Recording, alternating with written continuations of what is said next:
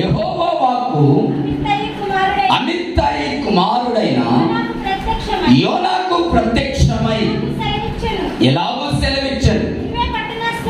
నినివే పట్టణస్థుల దోషము నా దృష్టికి ఘోరమాయెను గనుక నీవు లేచి నినివే మహాపట్టణమునకు పోయి దానికి దుర్గతి కలుగునని ప్రకటింపుము. దేవునికి స్తోత్రం.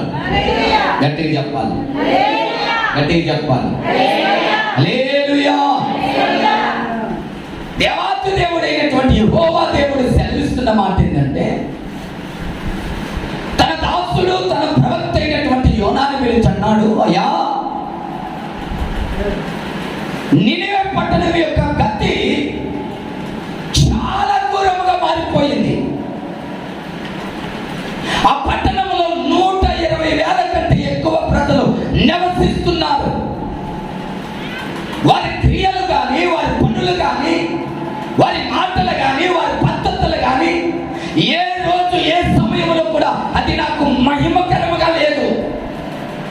కనుక వారికి కలుగుతున్నటువంటి దుర్గతులను బట్టి వారికి వెళ్ళి ప్రకటన చెయ్యి, ఈ పరిస్థితి వారికి కలగబోతుంది అని దేవుడు హెచ్చరించాడు.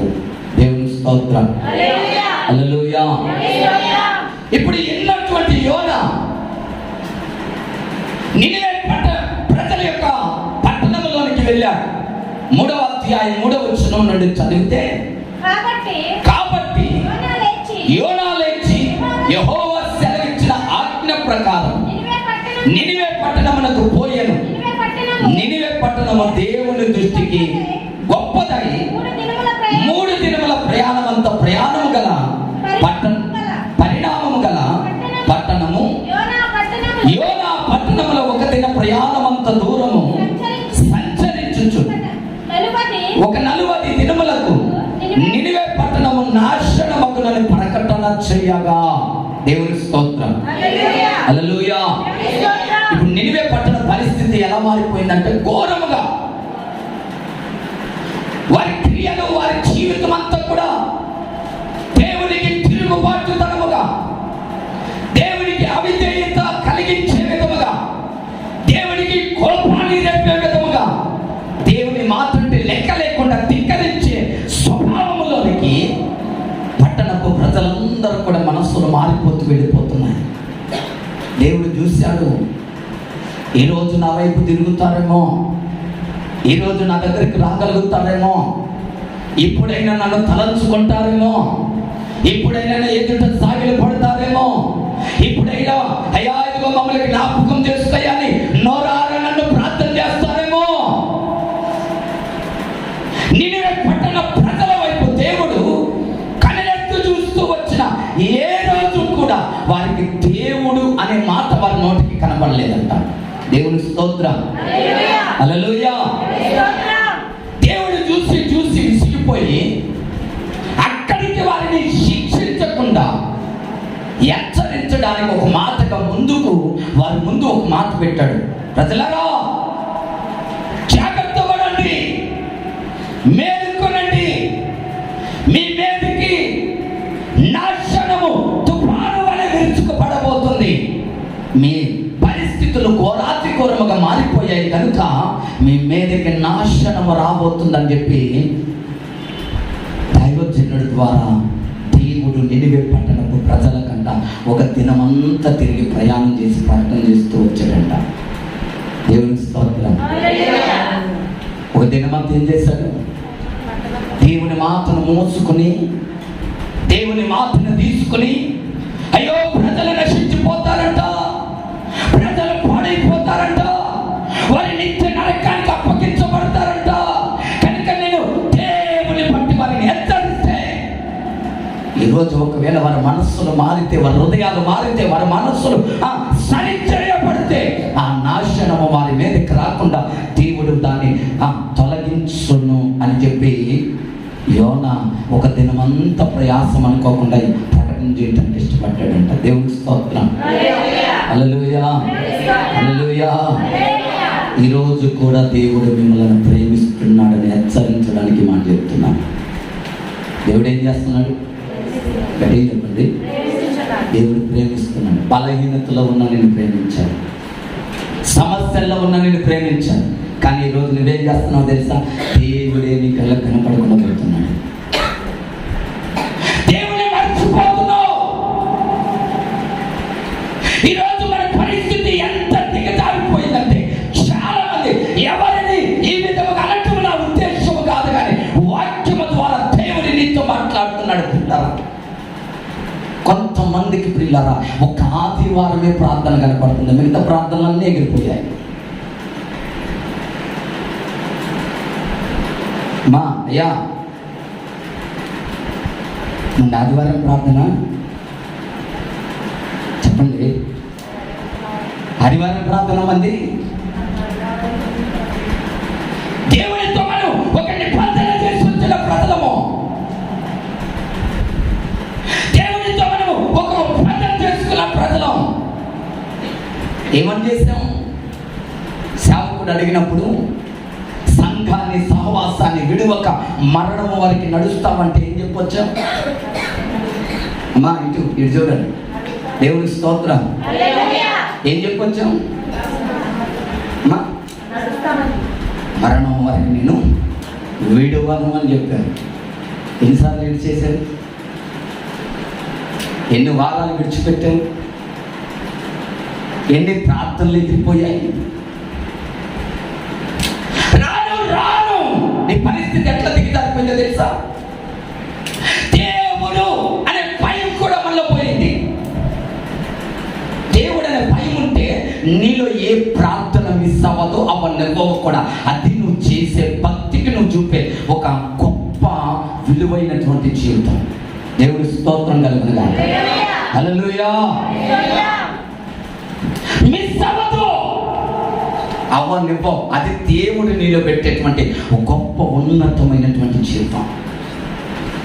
అది ఎట్లా మాస్టర్ గారు ఎప్పుడు ఒకలాగా ఉండగా? ఎస్, నేను ఒప్పుకుంటా దానికి, ఎప్పుడు ఒకలాగా ఉండగా. కానీ ఒక్క నిమిషం, 2024 సంవత్సరం జనవరి 1వ రోజు ప్రార్థన స్టార్ట్ చేసి మొదలుపెట్టి ముగించినాక ఆగస్టు నెల ఎన్నో తారీఖు ఇది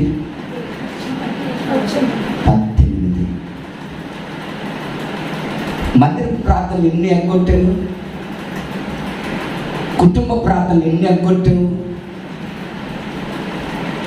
ఒకటైతే రెండైతే హ్యాపీ, నేను సంతోషిస్తా, దేవునికి స్తోత్రం చెప్పి నీ గురించి ప్రార్థన చేస్తా. ఇప్పుడు ప్రార్థన చేసిన వినకుండా ఆయన మారేలా మన జీవితాలు మారిపోయాయి. దరిద్రపు మనసంతా మనలోకి వచ్చింది, భ్రష్టత్వం మనలను కప్పేసుకొచ్చిందంటే మనం కనపడలేక, మనలో దేవుడు కనపడలేదు. ఏం చెప్తున్నావు తెలుసా? అమ్మా అయ్యా ఎవరొస్తున్నారా? నిజంగా నేను ఎవరిని బాధ పెట్టడానికి కాదు, మిమ్మల్ని హెచ్చరించడానికి, మిమ్మల్ని మేలు కొలపడానికి మాత్రం. ఓ రోజు బాగోలేదు మా, అందుకే లేకలేదు, దేవుడు కూడా సమ్మతిస్తాడమ్మా. రోజు బాగోలేదా? ఒక ప్రార్థన మానేసావు బాగోలేదని, అన్ని ప్రార్థనలకి బాగోలేదా? తెలీదా నీ హృదయం? నీ మనస్సు తెలీదా? నీ స్వభావం తెలీదా దేవుడికి? నువ్వు ఎలాంటి ఆలోచనతో ప్రవర్తిస్తున్నావో దేవుడికి తెలీదా? నన్ను మోసం చేయొచ్చు, సంఘాన్ని మోసం చేయొచ్చు, నీతో ఉన్న నీ కుటుంబాన్ని మోసం చేయొచ్చు, కానీ ఎవరిని చేయలేము. హృదయ రహస్యాలు ఎరిగిన దేవుడు మొహమాటము లేకుండా నిర్మోహమాటముగా మాట్లాడగలిగిన సమర్థుడైన ఆయన దగ్గరకు వచ్చి కూడా ఆయన మన గురించి మాట్లాడుతుంటే మనం ఏం చెబుతాం తెలుసా? దీనికి కూడా మనం ఏం చెబుతాం తెలుసా? మా గురించే. నీకు నాకేమైనా పగుందా? లేదే. నీకు నాకేమన్నా భేదాలు ఉన్నాయా? లేవుగా. దేవుని వాక్యం చెబుతుంది, వెళ్ళి వాళ్ళకి ఆజ్ఞాపించమని దేవుడు చెబుతున్నాడు. ఆజ్ఞాపించమంటే సవదేయమని, హెచ్చరించమని. ఏమా అమ్మా అయ్యా, హెచ్చరించడం అంటే ఒక భయంకరమైన రీతిలో చెప్పటమేగా. ఈరోజు హెచ్చరిక కూడా మనకి ఎలా అయిపోయిందో తెలుసా? సునాయాసంగా తేలిక మారిపోయిందంటే. ఎందుకు? దారి తొలగిపోయాం, దారి తప్పిపోయాం. దారిలో ఉంటే దేవుని మాట విలువేంటో నీకు నాకు అర్థమవుతుంది. దారి తొలగిపోయిన వారికంట వారి మార్గములే వాడికి ఎక్కసమవుతాయని సామెతల గ్రంథంలో వాక్యం చెప్తుంది. ఎవరైతే తన మార్గాన్ని వదిలేసుకుంటారో, నడవాల్సిన మార్గాన్ని, వెళ్ళాల్సిన మార్గాన్ని, వెంబడించాల్సిన మార్గాన్ని ఎవరైతే వదిలేసి తిరుగుతారో వారికి ఆ మార్గమే, వారి మార్గాలు వారికి వెక్కసముగా మారుతాయి. అసహ్యం అనిపిస్తుంది. ప్రార్థన, వా ఏం ప్రార్థన, వెక్కసం. ప్రార్థన ఏం వెళ్తాంలే, ప్రార్థన వెక్కసం. నీకు నీకే, నువ్వు నమ్మిన దానికే, నువ్వు రావాల్సిన దానికే, నువ్వు వెంబడించాల్సిన దానికే నీ మనసులో ఏం పడుతుంది? కష్టం. ఈరోజు అనువన్న మొత్తం నిండిపోయింది. పరిచర్య చేయాలంటే కొందరికి ఎక్కస్తాం, చెప్తే చేసుకుంటారు, లేకపోతే లేదు. దేవుని పని చేయాలంటే చేస్తే చేస్తారు, లేకపోతే లేదు. వెక్కస్తాం. ఇది ఎవరితో కాదు, మనం నమ్మిన మన పరిచర్యలో, మన సంఘంలోనే, మన దేవునితో మనకు ఉండాల్సిన విధానాల్లో కూడా మనకు కలుగుతున్న వెక్కసం ఇది. పరిచర్య చేయటం అంటే కొందరికి ఇష్టం ఉండదు. ప్రార్థనలకు టయానికి రావటం అంటే కొందరికి ఇష్టం ఉండదు. బైబిల్లో ఒక మాట ఉంటుంది, యేసు ప్రభువారంట ఆయన బోధిస్తున్న రోజంట కొంతమంది తండోపతండాలకు వచ్చేసారంట. కానీ యేసు వారిని చూసినప్పుడు వాళ్ళు ఏం కనపడలేదంట, అమ్మా కాపరి లేని గొర్రెలుగా చూసేదంటే. ఇంటికాడ గొర్రెలు వదిలేసామనుకో, లేదా గొడ్డను వదిలేసామనుకో, గ్యారెంటీ అది తినగలుగుతాయా అమ్మా? అదేయా? ఎందుకని? వెనకాల నీ మాట అనేది ఒకటి, వెనకాల వాడికి వినపడతామంటే పక్కకి వెళ్ళేది కూడా తినగలుగుతుంది. ఆగనంగానే అయిపోతుంది. అది తలాగరేసేది కూడా ఇటు తినగబెడుతుంది. మన జంతువులకి ఆ సెన్స్ తెలుస్తుంది, పశువులకు ఆ జ్ఞానోపదేశం అందుతుంది. ఈరోజు ఒక దేవుని ఉన్నతమైన కృప కలిగిన బిడ్డలుగా నీకు నాకు దేవుని విధానం అర్థమవుతుంది. వాటిలో మనం పిలిస్తే అవుతున్నాయి. మరి దేవుడు నీకు చెబుతున్నాడుగా, దేవుడు నీకు సెలవిస్తున్నాడుగా, దేవుడు నీతో మాట్లాడుతున్నాడుగా. అయినా కూడా ఈరోజు ఏం చేస్తున్నాం? విని విని విని విని దేవుని మాటలో ఈరోజు మనకి ఏమొచ్చేసింది? వెక్కసం. కానీ బైబిల్లో అంటాను, నిజంగా భక్తుల అనుభవాలు చెప్తారు. యెహోవా ఉత్తముడని నువ్వు లోతుగా చూడట్లేదుగా. అసహనానికి గురైనంత కాలం దేవుడు ఆ లోతైనటువంటి మాధుర్యం ఏంటో నీకు అర్థం కాదు. దిగు, ఒక్కొక్క మెట్టు లోపలికి దిగు. ఎవరెన్ని చెప్పినా వెనకడుగు వెయ్యావు, ముందడుగు నీదై ఉంటుంది. దేవుని స్తోత్రం కలిగిన వెక్కసం అయిపోయింది. నేను అనుకుంటున్నాను ఇక్కడ వచ్చిన మీలో కొంతమంది రేపు రాబోయే దినాల బ్రతకటం కూడా మీకు వెక్కసంగా మారుతుంది. వెక్కసంగా మారుతుంది. గుర్తుపెట్టుకోండి ఈ మాట నేను చెప్తాను. బలిపీఠం మీద ఉండి చెప్తాను ఈ మాట. మీలో కొందరికి బతకటం కూడా వెక్కసంగా మారుతుంది. ఎట్టా బతకాలో తెలియక అసలు బతకెందుకు అనే కాడికి వెళ్ళిపోయి ఎక్కసం, నీ బతుకు మీద నీకే వెక్కసంగా వస్తుంది. ఎందుకో తెలుసా? నువ్వు దేవుని దాటేసి వెళ్ళిపోతున్నావు, దేవుని మరిచిపోయి వెళ్ళిపోతున్నావు. ఒక్కసారి నిన్ను ఆలోచింపజేయటానికి ఒక్క మాట చెప్తాను. నిజంగా మొదటి దినాల్లో దేవుని దగ్గర ఉన్నప్పుడు ఎంతకంటే కష్టాలు ఎదుర్కోవాలన్నాడు అమ్మా? ఎదుర్కొన్నావా లేదా? ఎంతకంటే అనారోగ్యాలు వచ్చినాయా లేదా? ఇప్పుడున్నాయా? ఏదో ఇప్పుడు ఎందుకు వస్తున్నాయో చెప్తా. అప్పుడు వచ్చిన దేవునికి భయపడ్డావు, లోపడ్డావు, ప్రార్థన చేస్తావు, మందిరానికి ప్రార్థనగా పరిగెత్తావు. ఈరోజు పరిగెత్తట్లా. మానేయటం నేర్చుకున్నాం, వదిలేయటం నేర్చుకున్నాం, ఆగిపోవటం నేర్చుకున్నాం.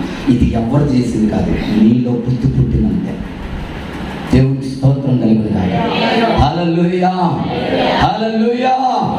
నీ హృదయంలో మార్పు రావాలి. హృదయంలో ఏమి రావాలి?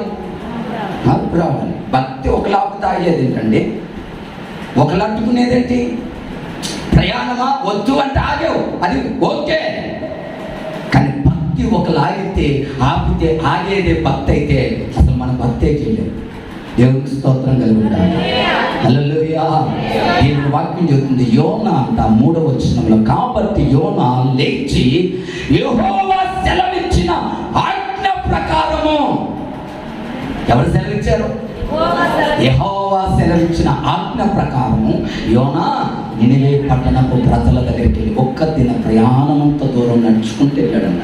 ఎండని చూడలా, ఆకలిని చూడలా, ఇబ్బందిని చూడలా, కాలు నొప్పులు, ఒళ్ళు నొప్పులు, సమస్యలను చూడలా. ఏం చేశాడంట? ప్రజలు నాశనం కళ్ళకు కనపడుతున్నప్పుడంట ఆగటానికి మనసు ఇష్టపడలేదంట. బాధలో కూడా నడవాలనిపించిందంట. దేవునికి స్తోత్రం కలుగునుగాక. హల్లెలూయా. యోనా చెప్పగానంట ఒకటే చెప్పాడు, 40 దినాలకి ఇంకా ఏం రాబోతుంది? నినివే పట్టణం అనేది నాశనము రాబోతుంది. దేవుని స్తోత్రం. ఆశ్చర్యమైన మాట ఏంటంటే, నినివే పట్టణంలో ఈ మాట చెప్పగానే రాజు చెవిన పడిందంట. ఎవరి చెవిన? రాజు చెవిలో పడిందంట. రాజు ఏం చేశాడంట? తన విలువైనటువంటి రాజ వస్త్రాలు కూడా పక్కన పడేశాడు. కొన్నిసార్లు దేవుని కోసం నీ విలువైన వాటిని ఆపుకోకుండా అవే నీకు ముఖ్యమని పరిగెడితే దేవుడు విలువైన ఆశీర్వాదాన్ని జీవితంలో కోల్పోతాం. దేవుని వదిలేస్తున్నావని అర్థం కాకుండా విలువైనది, వెలకట్టలేనిది ఆశీర్వదించి దేవుని సన్నిధిని విడచి ఈరోజు ఏం చేస్తున్నాం తెలుసా? లోకమే నాకు విలువైనది అనుకుని లోక వాటి వైపు ఈరోజు చాలా మంది జీవితాలు పరిగెడుతున్నాయి. దేవునికి మహిమ కలుగునుగాక. హల్లెలూయా, హల్లెలూయా. నినివే పట్టణంలో ఈ మాట చెప్పగానే చదివితే పిల్ల 4వ వచనంలో 5వ వచనంలో, నినివే పట్టణపు వారు దేవుని యందు విశ్వాసముంచి ఉపవాస దినమును చాటించి కనులేమి అల్పులేమి అందరూ గోనె పట్ట కట్టుకునేది. ఆ సంగతి నినివే రాజునకు వినబడినప్పుడు అతడును. దేవుని స్తోత్రం. హల్లెలూయా. అదే ప్రార్థన చేస్తున్నాం, ఉపవాస ప్రార్థనలు వస్తున్నాయి, ఘనంగా జరగాలి. పోయిన సంవత్సరం 11 రోజులు ఉపవాసం ఉండగలిగాం అని చెప్పి కిందకి వారంలో పాఠశాల వరకు ఉంటే బాగుంటుందేమో అనుకున్నాం. కనీసం ఈ లాస్ట్ వీక్లో ఉన్న ఒక వారం రోజులు ప్రభు దగ్గర కూర్చొని ప్రార్థన చేయాలి. దేవుని స్తోత్రం. ఆరోగ్యమా? ఏం లేదు. ఒంటిలో ఎన్నో బలహీనతలు ఉన్నాయి, ఎన్నో సమస్యలు ఉన్నాయి. కానీ దేవుడు చెబుతున్నాడు, దుష్టుడు అలుముకుని కూర్చున్నాడు. హల్లెలూయా. ఈరోజు మీరు ఇలా పడిపోవడానికి కారణం కూడా ప్రయత్నమే. దేవునికి వ్యతిరేకంగా మీ మనస్సులో రేగటానికి కూడా దాని కారణమే. ఇంకా లోతుగా చెప్పాలి అంటే మందిరంలోకి వచ్చిన కొంతమంది చేష్టలు ఇంకా మారట్లేదు. ఇక్కడ కూర్చున్నంత చేపు కూడా, ప్రార్థన జరుగుతున్నంత చేపు కూడా కొన్ని అసభ్యకరమైన పనులు వారిలో ఆగట్లా.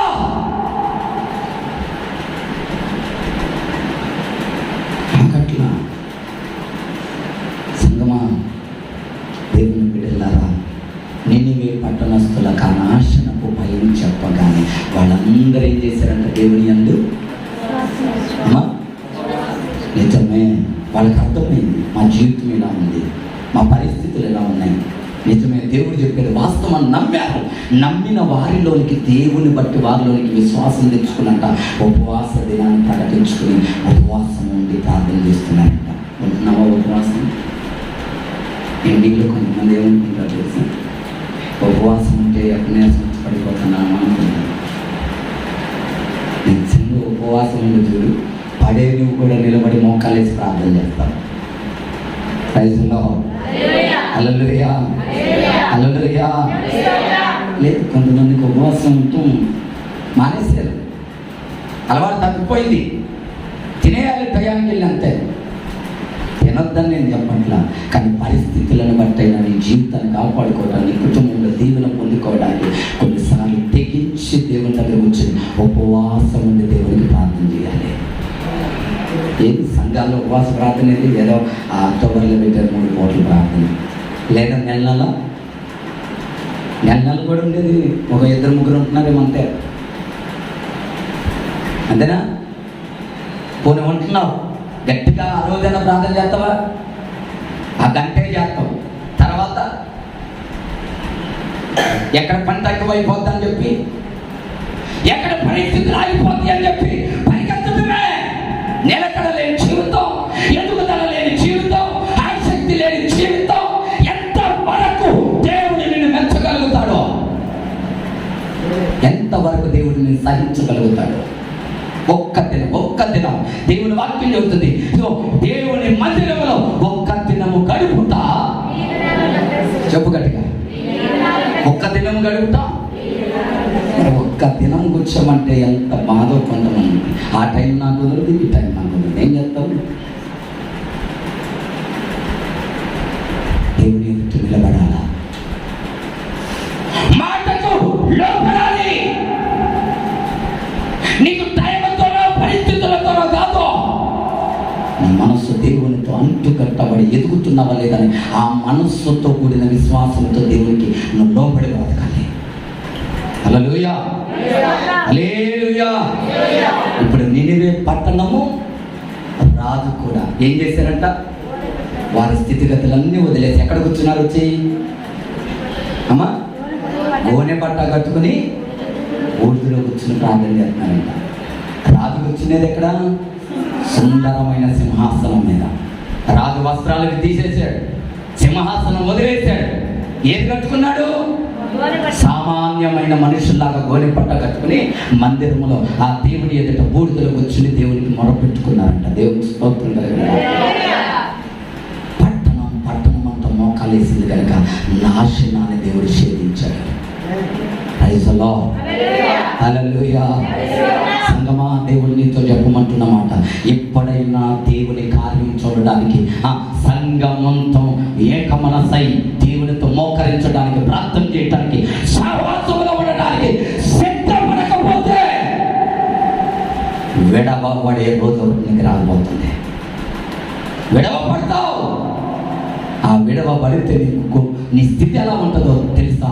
దేవుడు అంటాడు, నీవెవరికో నాకు తెలియదు. ఇంకొక సందర్భాన్ని త్వరగా చూడండి, వాక్యం నేను ముగిస్తాను. ఇలా ఆదికాండము 18వ అధ్యాయం 20-21 వచ్చిన తరగతి. మరియు యెహోవా సొదొమ గొమొర్రాలను గూర్చిన మొర గొప్పది కనుక వాటి పాపము బహుభారమైనది కనుక నేను దిగిపోయి నా యొద్దకు వచ్చిన మొర చొప్పుననే వారు సంపూర్ణముగా చేసిరో లేరో చూచెదను. దేవుని స్తోత్రం కలుగును గాక. కొంచెం మీ తలను నన్ను చూడండి, నా వైపు చూడండి, మీరు చూడండి. నినివే పట్టణాన్ని గురించి దేవుడు అబ్రహాముతో ముందు ఇంకా వచ్చిన చదివితే చెప్తాను, నేను చేయబోయే కార్యం నీకు దాచెదనని. నినివే పట్టణం యొక్క నాశనం గురించి దేవుడు చేయబోయే వాటి గురించి మాట్లాడుతూ వస్తూ అంటాడు, నేను ఎవరో చెప్పారని చేయను.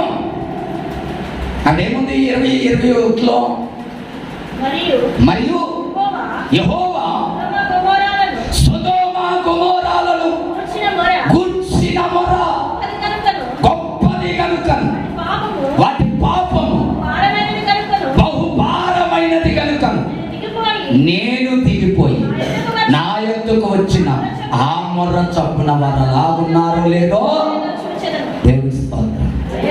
అంటే దేవుని దగ్గరకు ఒక మొర్ర వెళ్ళిందంట. ఏ మొర్రది? నినివే పట్టణం యొక్క మొర బహు గొప్పగా పాపముతో కూడినదిగా ఆయనకి చేరింది. ఆ మొరను గురించి దేవుడు ఏమంటాడు అంటే, నా దగ్గర వచ్చిన మొరను బట్టి నేను వారిని నాశనం చేయట్లేదు, అది అలా ఉందో లేదో నేను వెళ్ళి చూసిన తర్వాత వారి మీదకి ఆ పాతకమును నేను రప్పించబోతున్నాను. దేవుని స్తోత్రం, హల్లెలూయా. అని దేవుడు వచ్చి చూశాడు. చూసిన తర్వాత దేవుడికి ఎగ్జాక్ట్గా మొర అయితే దేవుడికి ఎలా వెళ్ళిందో వారి జీవితాలు అలాగే కనబడ్డాయి అంట దేవుడికి. అప్పుడు ఏం చేశాడో తెలుసా, ఆ అబ్రహాముతో ఉన్నటువంటి ఆ దూతలనంట పరలోకానికి రమ్మనకుండానే నినివే సొదొమ పట్టణము వైపుకి వెళ్ళమని దేవుడు సెలవిచ్చాడు. దేవుని స్తోత్రం కలిగిన హల్లెలూయా. ఈ పగటి కాలపు వేళలో వాక్యం వింటున్నాం పిల్లరా, నీ పరిస్థితుల గురించి దేవుడి దగ్గరికి మొదలైంది. నీవు అతిక్రమించడం, దేవుని ధిక్కరించడం, దేవునికి ఎదురాడు మనసుతో ప్రవర్తించడం, నిన్ను గుర్చిన మొర ఎవరి దగ్గరికి చేరింది? గట్టిగా చప్పట్లు కొట్టి ఒకసారి దేవుని స్తోత్రం గట్టిగా హల్లెలూయా, హల్లెలూయా. ఎవరి దగ్గరికి వెళ్తుంది మొర? దేవుడి దగ్గరికి వెళ్తుంది. ఆ దేవుడు చూసి ఇప్పుడు ఆ మొరను బట్టి ఆయన నిజమే ఇలాగే ఉంది అని చెప్పి ప్రజల మీదకి ఏం కల్పించబోతున్నాడు? పిల్లలు ఈ మాట చెప్పినాక దేవదూతలంట అక్కడి నుండి సొదొమ వైపుకి వెళ్ళిపోయారంట. కానీ అబ్రహాము అక్కడనే నిలిచి యెహోవా సన్నిధిలో ఉన్నాడంట. అమ్మ కొంచెం ఈ మాట వినండి, దేవుడు మీకు ఈ మాట అర్థమవులా చేయనుగాక. గట్టి చెప్పండి ఆమేన్. ఇప్పుడు నినివే పట్టణంలో ఉగ్రతను గురించి దేవుడు మాట్లాడాడు. సేవకుడు ప్రకటన చేశాడు. ఆ ప్రకటన విన్న 120,000 కంటే ఎక్కువైన ప్రజలందరూ కూడా దేవుడి మీద విశ్వాసం పెట్టుకుని ఉపవాసపు దినాన్ని ఆచరించుకుని మోకాళ్ళు వేసి దేవుని దగ్గర కూర్చుని ఏం చేశాడు? ప్రార్థన చేశాడు. ఇప్పుడు దేవుడు ఏం చేశాడు? వారి ప్రార్థన విని నాశనాన్ని తొలగించాడు. ప్రజలు క్షేమంలోనికి వచ్చారు, ఉపద్రవాలు తొలగిపోయాయి, పరిస్థితులు మారే, చక్కబడింది. ఎంతమంది ప్రార్థన చేస్తే అమ్మా 120,000 కంటే ఎక్కువైన ప్రజలు మొదలు పెట్టుకున్నారు. కానీ ఇక్కడ సొదొమ గొమొర పట్టణం గురించి ఎంతమంది ప్రార్థన చేశారు? చెప్పండి, ఇప్పుడు చెప్పండి. అబ్రహాం ఒక్కడే ప్రాధేయపడుకున్నాడు. అంతమంది యొక్క పాపపు బలం ఉందంట, ఒక్కడే ప్రార్థన సాగైపోయిందంటండి. ఈరోజు ఇక్కడ కూర్చున్న మీలో కుటుంబంలో 3 ఉండొచ్చు, 4 ఉండొచ్చు, 2 ఉండొచ్చు, 1 ఉండొచ్చు. కానీ మీ బ్రతుకుల్లో మీకు అర్థం కాదు ఏంటో చెప్పనా? ప్రార్థన చేయడం, బలంగా మొదలుపెట్టడం చేతగా ఉంట్లా. అందుకే ఏడుస్తున్నావు, అందుకే బాధించబడుతున్నావు, అందుకే శ్రమల పాలైపోతున్నావు. నేను ఈ మాట చెప్పిన దగ్గర నుండి దేవుడు బుధవారం మాతో మాట్లాడిన మాట నుంచి నేను ఆలోచిస్తూ దేవుడి సన్నిధిలో ఒక్కొక్క కుటుంబాన్ని జ్ఞాపకం చేసుకుంటూ వచ్చాను. నిజంగా ఈ రోజు ఇక్కడ కూర్చొని నేను మీ అందరి ముందు చెప్తున్న మాట, ఒక్క కుటుంబం ప్రశాంతముగా, ఆరోగ్యంగా, సంతోషంగా, సమాధానంగా ఉన్న కుటుంబం ఏది? ఏదండి? ఏ కుటుంబంలో లేదు? ఏ కుటుంబంలో నెమ్మది లేదు? ఏ కుటుంబంలో ఆశీర్వాదం లేదు? ఏ కుటుంబంలో సంతోషం లేదు? ఏ బిడ్డ ఆనందముగా బ్రతకట్లా? దినము లేచిన దగ్గర నుండి రాత్రి పడుకునే వారికి ఎవరికి వాళ్ళే, కొందరు లోపలే ఏడుస్తూ కన్నీరుతో ఆ రోజుని ముగించుకునే వారు కూడా వీళ్ళు లేకపోలేదు. ఏంది నా పరిస్థితులు ఇట్లా అయిపోయాయి, మా కుటుంబం ఇట్లా అయిపోయింది, మా జీవితాలు ఇట్లా అయిపోయింది. అది కాదు సమస్య. నువ్వు ఆలోచించాల్సింది దేవుడు తెలుసా? దేవుడు తెలుసా? సమస్యని కళ్ళ ముందుంది, పరిస్థితులు నిన్ను బాధిస్తున్నాయి, ఈ ఆడటమే నీకు పనిగా మారింది. కానీ మోకాలేసి దేవుని దగ్గర మొర పెట్టడం నీకు చేతనయిందా? దేవుని ముందు కూర్చోవటం నీకు అలవాటైందా? ఎంత శ్రమలు, బాధలు, ఇబ్బందులు తొలగాలి, దేవుడు తొలగిస్తాడు. కానీ నీలో ప్రార్థన ఏది? తిన్నామా, లేచామా, పడుకున్నామా, పని చేసుకున్నామా? ప్రార్థన ఏది? పైగా ప్రార్థన చేయి ఈ బతుకుతో దేవుడిని ఏమంటున్నాం తెలుసా? నవ్వుతాడండి దేవుడు. దేవుడు నవ్వుతాడు. ప్రార్థన చేసి కూర్చో. ఆ ఒక్కడి ప్రార్థన ఒక్క కుటుంబాన్ని మాత్రమే కాపాడుకోగలిగింది. దేవునికి స్తోత్రం. హల్లెలూయా. ఆ ఒక్కడి ప్రార్థన ఒక్క కుటుంబమే. మిగతా 2 గ్రామాల ప్రజలందరూ ఏమైపోయారు? ఏమండి? వాళ్ళ కోసం మొరపెట్టిన లేరు, వాళ్ళ కోసం ఏడ్చిన లేరు. ఈరోజు నీ కుటుంబం గురించి నువ్వు కూర్చుని ఏడితే తీరతావు. దేవుని దగ్గర కూర్చుని ఏంటయ్యా అని ఏడ్చావా? ఏడిపోతుందా దేవుని దగ్గర కూర్చుని? రాదు. మనుషులతో కూర్చుని మాట్లాడేటప్పుడు ఏడు వద్దన్న వచ్చేది. అంటే నేను దాన్ని విమర్శించట్లేదు. ఎందుకు రాట్లా? ఒక దేవుని బిడ్డవయ్యండి, ఒక దేవునితో ఎదిగేటువంటి కుమార్తెవి కుమారుడు అయ్యండి, దేవుని ప్రజలయ్యండి, దేవుని దగ్గర వచ్చిన ఎందుకు ఏడవటం నీకు అలవాటు కాలేదు? మనుషులు తీరుస్తారు నీకు, మనుషులు గట్టెక్కిస్తారు. నిన్ను గట్టెక్కించి నిన్ను దాటించగలిగిన దేవుణ్ణి నీ ముందు పెట్టుకుని ఆయనకే నువ్వేం చేయట్లేదు. హల్లెలూయా. గట్టిగా చెప్పండి. ఏం చేయట్లేదు? నేను ప్రమాదాన్ని కూడా చెప్తున్న జాగ్రత్తగా.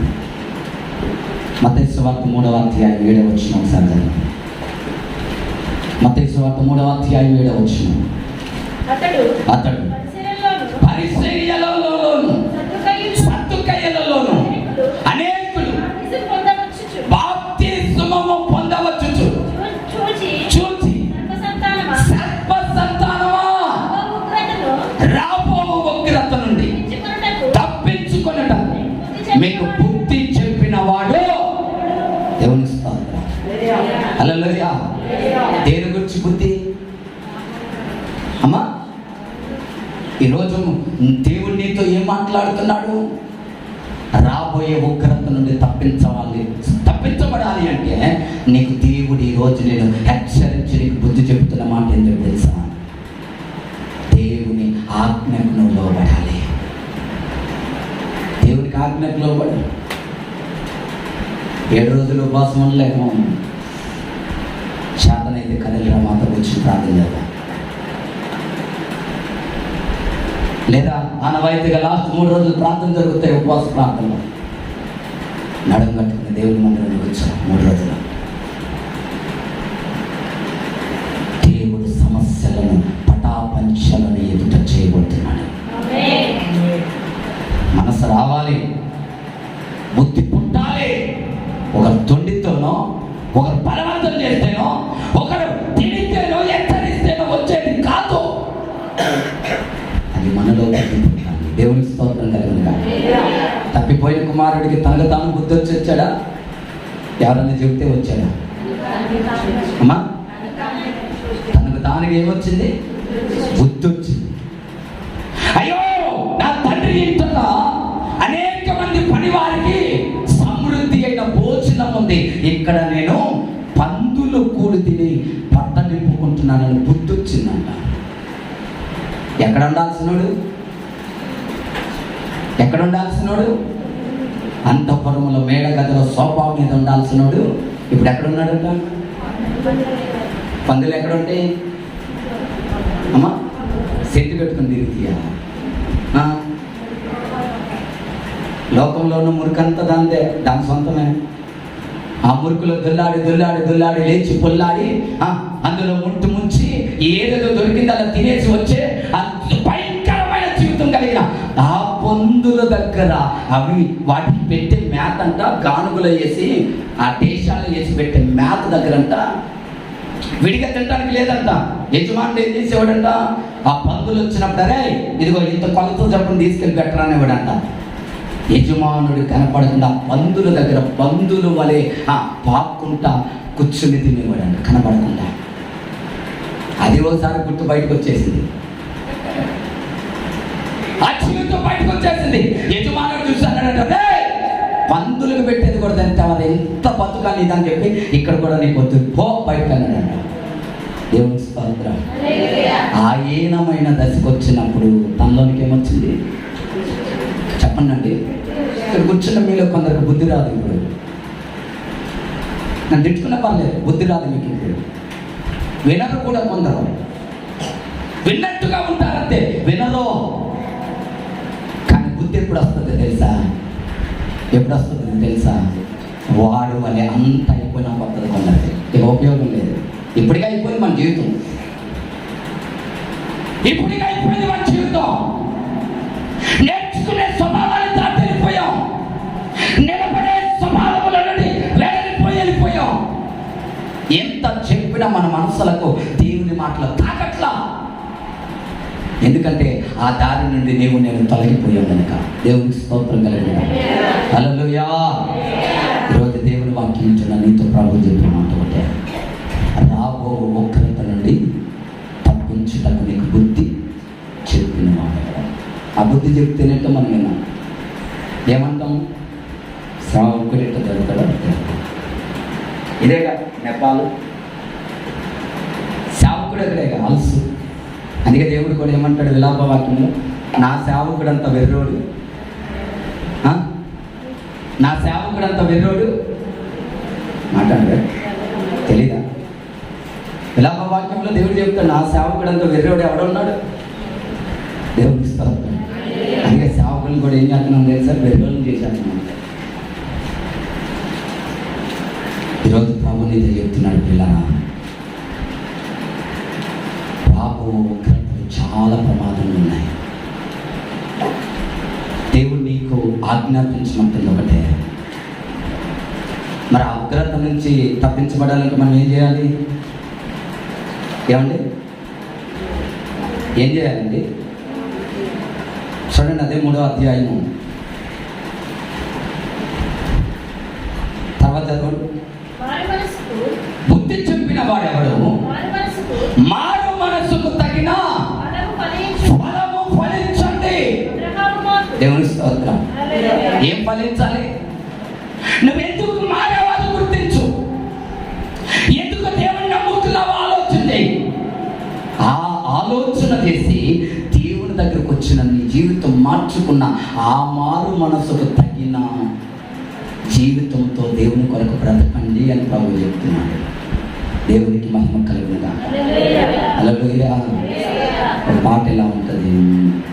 మారాలి మారాలి ఈ మనసే మారాలి, ఆ మారిన మనసు ఆ మారిన మనసు దేవుని మారామంటూ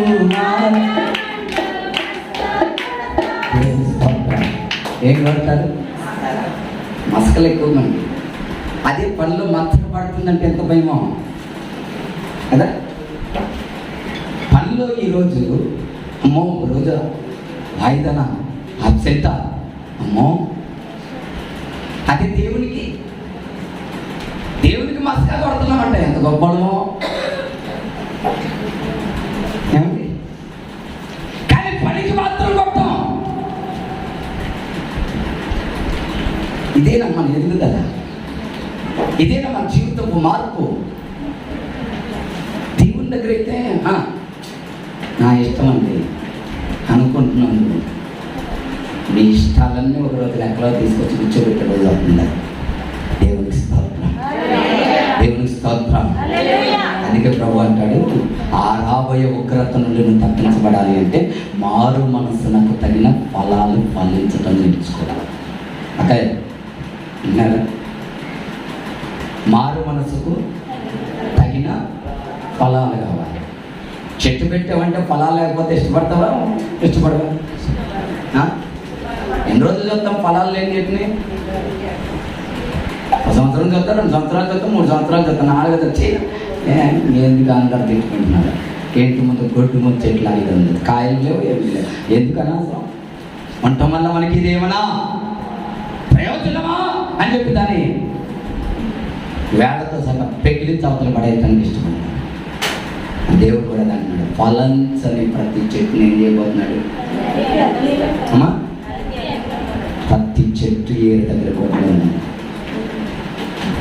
ఒక్కొక్క విశ్వాస జీవితం దగ్గర గొడ్డలు ఉన్నాయి. అది ఎప్పుడు పని చేస్తాడు అంటే దేవుని తీర్పు ఎదుటంట గొడ్డలకి పని వస్తుందంట. పనికి రాని ప్రతి చెట్టుని నరికి అగ్నిలో నువ్వు ఫలించలా, ఫలాలు నీలో కనపడలా. వాక్యం విన్నావు, ప్రార్థనకు వచ్చావు, సహవాసంలో ఉన్నావు, కానీ నీలో ఏం లేవు, ఫలాలు లేవు, ఫలింపు లేదు. దేవుడు ఒకరోజు అంటే నేను తీర్పులో ఆ ఫలాలు లేని తీగలను చెట్లంట నరికి అగ్నిగుండంలో పడేస్తున్నాడు. ఆ రాబోయే ఉగ్రత నుండి నిన్ను తప్పించడానికి నీకు బుద్ధి చెప్పిన వాడేవాడు. దేవుని స్తోత్రం. అక్కడ పోయే కంటే ఇక్కడ బుద్ధి నేర్చుకున్న సరి చేయబడి దేవుని కొరకు బ్రతకటంలో గొప్ప ఆశీర్వాదం ఉంది. దేవుని స్తోత్రం. హల్లెలూయా. అంతేకాని ఇక్కడికి ఎందుకు వచ్చిందిలే సాము, దేవుడు తీసుకుపోడా.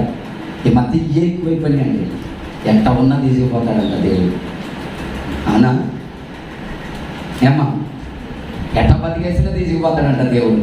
మరి ఏం చెప్పాలో ఏంటో అర్థం కాదు. ఈ బైబిల్ ఎందుకు, ఈ మందిరాలు ఎందుకు, ఈ ప్రార్థనలు ఎందుకు, ఈ పడగాపులు ఎందుకు?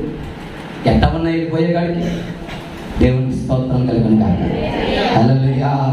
ఒక ఆయన అంటాడు, అన్నీ ఎక్కడన్నా బతికేసి దేవుని దగ్గరికి వెళ్ళి వచ్చింది, దేవా నేను తప్పు చేసినట్టు చేయించాడు, క్షమించేస్తాడంట. ఇక ఏం చేస్తాడు, రా బిడ్డ అని చెప్పి ఎత్తుకుని తీసుకుపోతాడంట. దేవునికి స్తోత్రం. అయిపోయింది భక్తి. అందుకే మనం మాట్లాడకపోవడానికి, మార్పు లేకపోవడానికి, దేవుని కొరకు బ్రతకపోవడానికి కారణం ఏంటో తెలుసా? ఇలాంటి ఒక చెడు అభిప్రాయాలు, చెడు స్వభావాలు, చెడు మనస్సులు మనల్ని మన హృదయంలో ఏడు పట్టేస్తున్నాయి. అవి నీలో పోయేంత వరకు దేవుడు నిన్నేం చేయలేడు. చివరకు మనకి ఎక్కడికి ఈరోజు ఎంత మాట్లాడిన కూడా నీలో మార్పు తెచ్చుకోలేదు. దేవుడు పెద్ద ఏం చేయడు, వదిలేస్తాడు.